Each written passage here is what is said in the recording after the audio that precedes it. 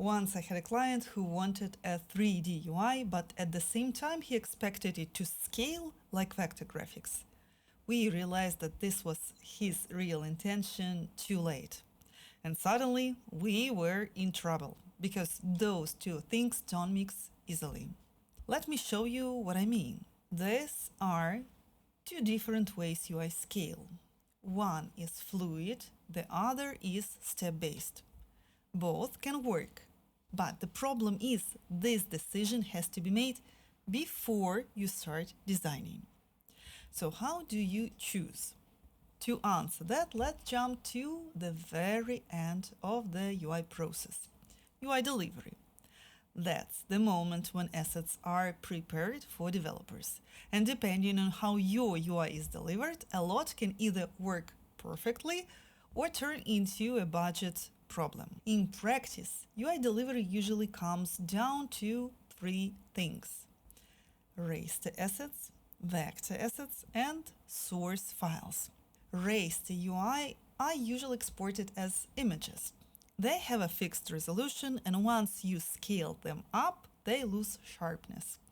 They are amazing for rich visuals, 3D realism, and beautiful animations, but they require careful coordination, basically coordinates table, and longer iteration cycles.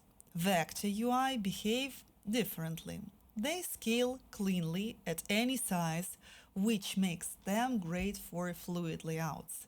But they come with visual limitations, especially when it comes to depth, lighting, or complex effects. And there's source file delivery.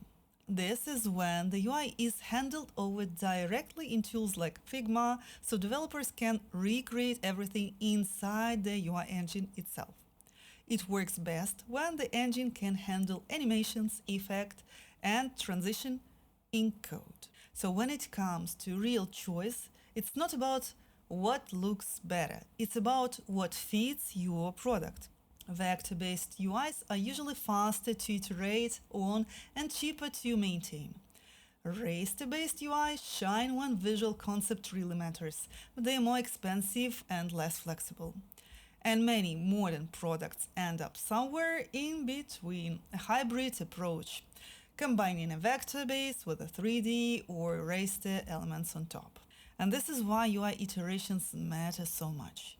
Your design and delivery are fragile. A great design can be broken by something tiny, an invisible pixel shift in Figma, or a slight color mismatch between the source files and the UI engine. That's why the wrong delivery choice can completely kill a great design. So, before you even start a project, ask yourself what's the most important for this product and what are you actually strong at.